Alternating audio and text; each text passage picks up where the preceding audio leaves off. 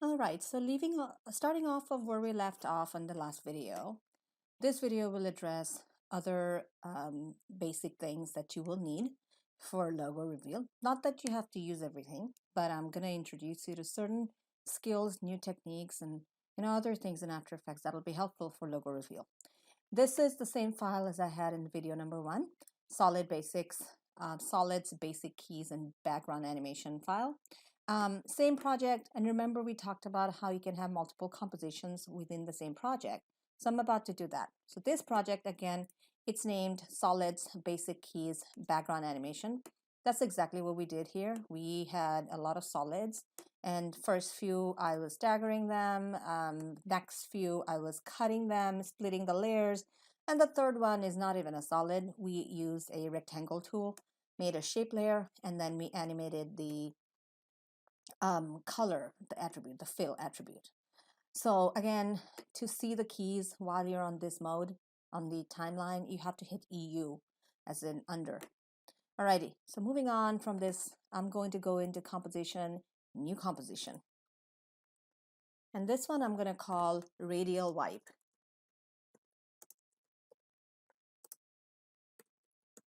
Radial wipe review. And I kept everything same. When it's in the same project, and it keeps the previous composition settings, so it's going to be still 30 seconds duration and everything. So I don't have to worry about it just yet. So just say okay to that. But again, now you see I have this composition here, radial wipe reveal. Previous one had just the solids. Radial wipe reveal, solids. As you can see, you can keep going back and forth between them. This first composition has a lot of stuff in it. Second one came in empty. So we're going to start from scratch here. So first off, I need a solid. So layer, new, solid. And it can be whatever color. I'll just leave the same color I had from the previous time. So I have an orange solid. Okay. I'm going to go into a new thing today. If you go onto the right side panel here, you see effects and presets. Oh, actually, yeah, effects and presets. And it takes time sometimes. So the thing that we want is called radial wipe, and it's under transitions. It's under here. But what we want to do is we don't really have to worry about where it is really inside the folders. All we see is radial wipe. This one right there at the very bottom, radial wipe. So grab that, and you can see there are a lot of different radial things. You can try it out. It's not a problem, but it's the same way all presets work. And this is the first time we're using presets, but you will actually see me use this quite often. So I'm going to go into radial wipe here, grab it, and drag it on top of my shape layer. Now you notice when I drag it on top and I'm holding my left mouse button here, I clicked and dragged and hold it here. As you can see, I have something on my mouse. And you can see how the view also changes when I hover over. See that? And then what you're going to do is just release it, drop it here. So what you'll see is this window on the top left. New window here. It's called Effects Control, Orange Solid 3. If you don't have orange, you have yellow, it's going to call yellow solid whatever number. But you notice that this Orange Solid 3 layer, which is down here, has an Effects Control panel.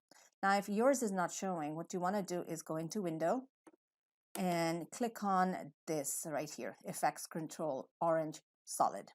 That way you know that you have put in an effect here and you are able to see it and manipulate it. So now I have something here, but it doesn't really give me anything unless I animate this thing. So what I'm going to do is go into frame 0 here, and I'll open this up. And you see I have transform, which I always had. Now I have something called effects, and there's this thing called radial wipe. So let's open this up. And there is this thing called transition completion. That's what we want to animate. So at 0, what I want to do is nothing. I'm going to put my transition completion on 100 and leave it there. So we do want to key it here. Remember the first time you set a key, you want to click on that stopwatch. There. Now you go forward. What you want to do is go to frame maybe like 1 second mark, and I need to zoom in so I can actually see my 1 second mark. And this time is variable. I am just doing for a demo, so there's no particular purpose here, so I can make it slower, faster, whatever I want. However, if you're doing a 5-second demo, 5-second logo reveal, you may not have the luxury to just do a wipe reveal for a whole second. So maybe yours is shorter. You know, it depends on what you want to do. But right now, let's just say that my wipe reveal will end at 1 second. I'm going to go to 1 second and drop my reveal down to transition completion down to 0. Right, so what do I got? It's interesting what happened here. See that? It was at 100%, then it swipes and something else will come right in. See that? So at the very beginning, we see nothing. Next frame, we are going to see the orange solid with this wipe reveal. Now, what you want to do is for something like this, you really want to make sure that you apply this technique, this particular effect, on the layer that's going to be visible after the wipe, not before. So you can see after the wipe, we see the orange solid, and that's why this effect is on that solid. So just don't confuse that. But again, I just have 2 keys here, one at 100%, one at 0%, and that's all I have. So I'm going to collapse this for now. Right, now I'm going to duplicate this layer a couple more times. And remember, I keep on doing that. I used to so much work in Photoshop all day long. So I always like to right click or do Control J. Again, it does not work with Control J or right click. Just do Control D as in David. And I'm going to do a couple more. Like I have 4 of them now. Now I'm going to go to Orange Solids 3, number 2, and go into Layer, Solid Settings. And let's not make it orange anymore. Give it some kind of color that'll flow well. Cool. So now it's a cyan solid number 2. Layer, solid settings, the third one, let's change the color. And I'm thinking what might go well here. Maybe I can go to some purple. Yeah, that doesn't look so bad. So I say that. And then the last one, I'm actually going to do green. But again, you guys stay with your color scheme. I like to just do demos with very colorful stuff. I just love colors. But it's up to you what you want to do in your file, but stick with the color scheme, which always makes it look nice. Now, you would see ideally now I copied pasted the layers on all. There's 4 duplicates and they're all different colors. All I did here is change the colors. So ideally you should only see the top one. So I only should see the green one. There you go. Only should see the green one. And that's exactly what's happening. Okay, now I just want to mention something here. You notice how my file was chugging a bit. And right here where my mouse is, it's green and then it kind of became a little bit of black dots. That means it's buffering. So what I need to do is just hit play on the preview button, just a sec, and then let the green fill up. When the green fills up, you'll see that this now is not going to chug when I play. See, now it's smooth. Alrighty. So the next step is, what we want to do here is move them. So I'm going to stagger these up. So to stagger these, I mean, I could do it this way. I could just stagger them one after another, but I just want to be precise here. I'm going to undo this with Control Z. Just want to precise here. If you want to go forward, say 4 frames, so what you want to do is page down button four times like that. See how your cursor moves 4 steps down? See how I'm going to zoom in here so you'll see. It goes 1, 2, 3, 4 seconds down. So again, I'm going to bring my cursor back here. And if I use page down button, I can go 1, 2, 3, 4. So now I'm at 4 seconds. Now you remember the hotkey for this, for the cyan solid. If I needed to start at that marker, I need to go left bracket, square bracket. Okay, cursor time again, page down 4 times. Next layer, start from there. Page down 4 times. Next layer, start from there. So I have each of my layer starting at separate times. Now if I play this, you'll see it has like a nice little transition going. Right, so it's not bad. I have like a 4-second animation, roughly about 1 second each. It's not bad at all. So what I can do is, now that I have the animation, I can go in and add a few little things so it's going to look even nicer. So new thing again, we're going to introduce something called Easy Ease. That basically eases your motion in. So if you see right here, it goes in, but it doesn't slow into the stop. What we want to do is click on all 4 of these together, hit U. So I see all the keys I have, and they're all staggered. So what I want to do is click and drag all of them, make sure they're all turning blue. Then right click on one of them, anyone. Make sure you right click on them and go Keyframe Assistant, Easy Ease. So Keyframe Assistant and Easy Ease will give you, and there is a hotkey, F9. Again, I don't want to use that hotkey because that also is a hotkey for the software I use for recording, and we will end up with problems here. My recording might stop. So I'm going to do it manually, Keyframe Assistant, Easy Ease. All right, notice how the keys change from diamonds to this little hourglass figure. And that's what we want. So now that I have this, and I'm going to collapse these all and see what happens. Did the timing change a bit? And it's buffering now. Don't forget about that. Okay, let's start from beginning. You can see how it slows in now. It just gently slows in. Okay, I'm going to show you something else here. I'm going to hit U again to see them. I'm going to click on this button called Graph Editor. So if I go in here and you see these 4 little curves, all I need to do is click on the end of each one of them. All I have to do is pull this handle so it becomes a little bit spiky, like that. Pull this little tab so it becomes a little bit spiky, and you will see a visual difference on the timing. I just want to make sure, like I knew already mine was in that right spot, but I want to show you something. If you right click on this, oh, actually no, it's a left click, and make sure you're on speed graph. This button right here next to the eye, and make sure you're on speed graph, not value graph. So like I said, I already knew mine was on it, so I didn't really bother to check. But okay, so what I did is I made the curve a little bit spikier, and you'll actually see a visible difference on the animation itself. I'm going to close down my curve graph editor panel by clicking back on that layer, on that button, and now let's see how the animation works. It's buffering now, so can't see it very well. Now let's play it over. Now you see the difference now in timing. It's no longer even. And that's what you want. A little bit of easy ease and a little bit of spiky curve. That's all you want.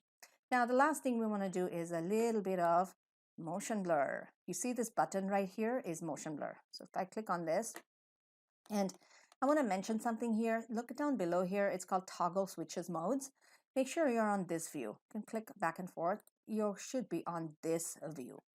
If you're on this view and you click on the motion blur, then you can come back in and put motion blur on all 4 of them here. Mine worked all 4 together because all 4 layers are selected. If you have only one layer selected, you might have to do it each one at a time, which is also fine. But now let's see what happens. Do we see any motion blur? I see some. Okay, I'm going to stop in between, see if we can catch the motion blur. It's not very visible, but I'm seeing it. So let me show you how to make it very visible. So let's go back into our effects and presets, and I'm going to type in motion blur.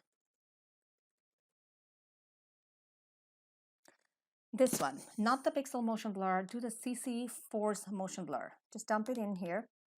I think I want to do it on one at a time. I really want to do it one at a time. Yep, so now I have 2 of them here. Which one did I do? I did it on orange solid 3. Let's go to cyan solid, add that. Magenta. And, oh, nope, what's happening here? I added all 3 of them in the same one. How is that possible? I was pretty sure. Okay, let me deselect this and reselect one at a time. Okay, good. Now, just to be safe and not have that same problem, I'm going to lock this and apply it on cyan solid. Oh, actually, I know what I was doing wrong. Let me just close this down. I don't need to see those 2. Now, cyan solid is on. Let me put the motion blur on it. Did it work?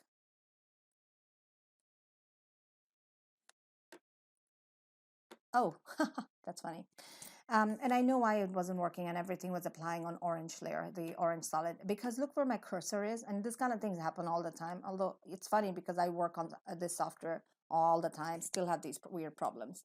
All right, so look where my cursor is. This is the place where only the orange solid is active at the moment. The others are not even there, so you can't apply to it. So let's go to where cyan solid is and apply to that. There you go. Let's move over to the next one and apply to that. And let's move over to the third one and apply to that. Now, each one of them has the solid, and you can see the motion blur. This can be reduced. Just so you know, it's right here. I have a motion blur samples at 8. I could totally reduce it. For the sake of the demo, I'm going to just leave it at the max here. It's not really max, but it's kind of very strong. I could totally reduce it, but notice how as I add more stuff to it, my file is starting to chug a little bit. It's slow now. Even the render takes time, and that's fine. But keep in mind, as you go along and you have a longer file, the buffering will take a little bit longer than normal. So hang in there. It is a good idea to keep on saving your file. Extremely important to save your file because things might crash. In this case, it's still buffering, so I'm going to hang in here for just a bit.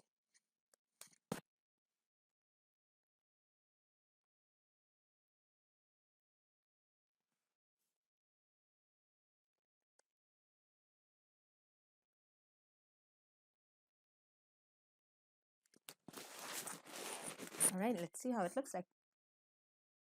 There it is. I really think my motion blur is very, very strong. Very strong. But you could totally work on that and reduce yours. You can see how it's nice and blurry in places. It's pretty cool effect there. Okay, moving on, I'm going to go ahead and save my file, and I'm going to do a different kind of transition. This was radial wipe reveal. So the next one we're going to do is going to be a solid wipe reveal, which is going to drop from top to bottom. So let me save my file here. So hang on one sec. Okay. I'm going to actually rename my composition. So I'm going to go composition settings. Instead of radial wipe reveal, I'm going to also say radial wipe reveal vertical bars.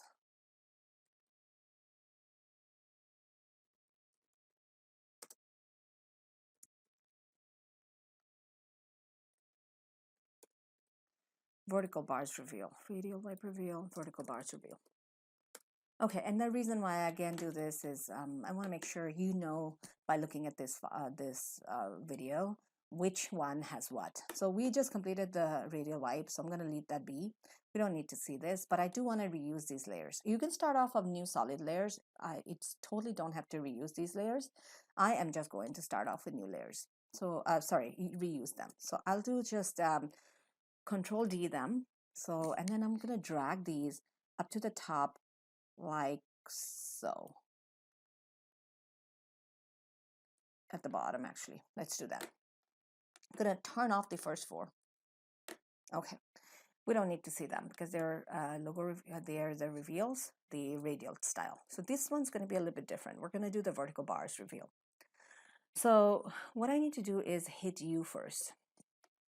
So I'm able to see, and I'm going to move this up a little bit so you can see my curves, so you can see my layers.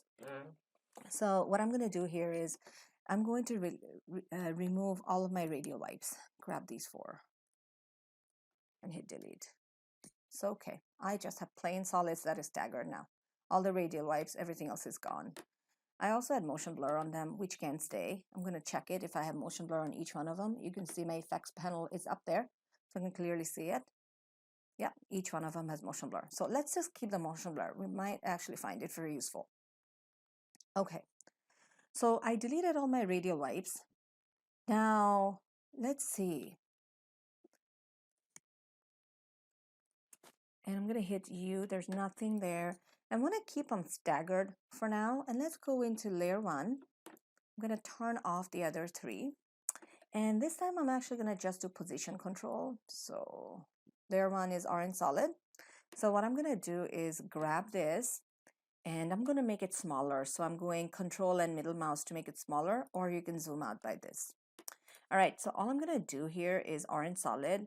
I need a key at the current position. So say at frame, let's zoom in. So this is okay. So all right, zoom out a little. So this is 1 second, 15 seconds. Okay, so let's do like 15 frames in here. Maybe this is my final position. So I'll hit P for position. So you can see P opens up position. I could also open it like this too. You can see under transform, you have position, scale, rotation, opacity.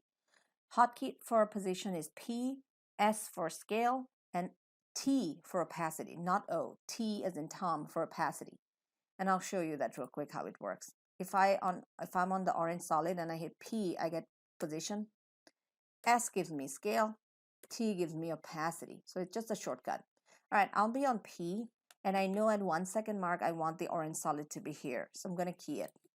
Right, now let's go back to 0 and grab this orange solid, holding shift. If you hold shift, it's going to go in a straight line, and I'll put this here, right outside the boundary. So what happens here is nice little transition. You can see the motion blur works. All right, so what you want to do is click on position, and when you click on position, you'll see that both your keys are highlighted in blue. Alternately, you can also do it like this. And then you do Control C, go to Cyan Solid, and Control V it. When you do Control V, you pasted it, and you can do U, and you'll see that your keys are right here. What you want to do is grab them over so there's a start and then there is an end. So you can see, I need to turn it on so I can see it. You can see that one comes down just like that too. Just like that. Okay, next one, and I already have them copied, so all I need to do is go here and Control V it. Hit U to see it, and you can see when you put your cursor here, you don't even have to move them. Control V it, hit U. So now I have 4 sets of solids, and they're all 4 of them are staggered, and they all have the same effect. And if you see them, and I'm going to make it big in just a bit, but just a little transition going on, and I'm going to make it bigger so you actually see the view here. And see, fit it into screen. And now check it out how it's going to look like. It is very fast. So what I want to do is make some timing changes. So I'm going to click on these 4, the last 4, and let's make it a little bit looser. So like maybe roughly about a second, a little bit less actually, about 20 frames per piece. So let's see. Much better. I'm not seeing enough of it. Oh, I know why. Because I don't even have the layers on. There you go. It's buffering now. Let's play it again. Yep, play it again. Yeah, so you get to do something simple, and I want to show you a couple other things. So if you want to grab all of these and then do keyframe assistant, right click, keyframe assistant, easy ease, and what it's going to do is going to soften it up already. So if I see my motion now,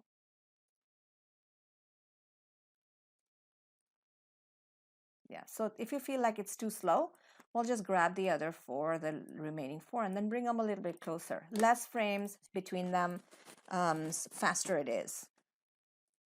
Okay, so let's see one more time. Good. Now I want to show you how can you get these boxes to look bigger. As if you can see, like they're all equal size here. In order for you to do that, all you have to do is just make sure you stagger them more. So here I'm going to undo one, move them apart a bit more. And now you'll see that the boxes are much bigger. Farther apart, the wider it is. There you go. So why would you do something like this? So if you look at, like, let me turn on my radial wipe. See where my radial wipes finishes. All of these hit U on them. So radial wipe ends right here. So let's bring in our remaining 4 to start from there. And now let's see how it looks like. So we can see both the animations in the same file. It's buffering now, always buffers, and you know, After Effects is just After Effects. It does a lot of powerful things, so bear with the buffering. Cool. Alrighty, let's play it again. Okay. I didn't do one thing that I want to show you. Notice how I can't really see what's happening at the bottom. And this is what I was talking about earlier in the previous video, that sometimes just leaving them be is just not good. Like here, it is a good time to chop them. So I think right about the time when my first layer starts here, you can see the bottom one starts. I think I should just go ahead and cut it. So let me actually give it a little bit of time between them. So here, let's keep it for a few frames, and then let's grab the remaining 4, move it over a little bit more. Okay, now let's see. Yes, good. So all I want to do here is make sure the top 4 layers are not visible beyond this point. So remember what the hotkey was, and I can't use it on my machine because of the recording software. So all you need to do is to go edit, split layers. And you can see all 4 layers have been split in half. So you just have to delete the right side one. Ta-da, done. So now let's see how it looks like. I should be able to see all my layers now. There you go, 2 different transitions. There's 1, there's 2. All right, so let's save it. Alrighty, so let's collapse all of my layers here. I don't need to see them. Moving on to a new composition. This one will introduce another new technique called circle blast. So I'm leaving behind the radial wipe reveal and vertical bars reveal. Let's go in and add a new composition. And this one I'm going to call it circle blast. Now, if you go onto the internet on YouTube and type in After Effects circle blast, you will see that this is done many different ways. I am just going to do it in a very simple way, but feel free to experiment beyond where I leave off and then come up with something that might be useful for you. Now, by all means, all of these techniques are not meant to be used, all of them like together in one logo. It's just going to be an overkill. But so use what is necessary, but go with what you think is right for your design.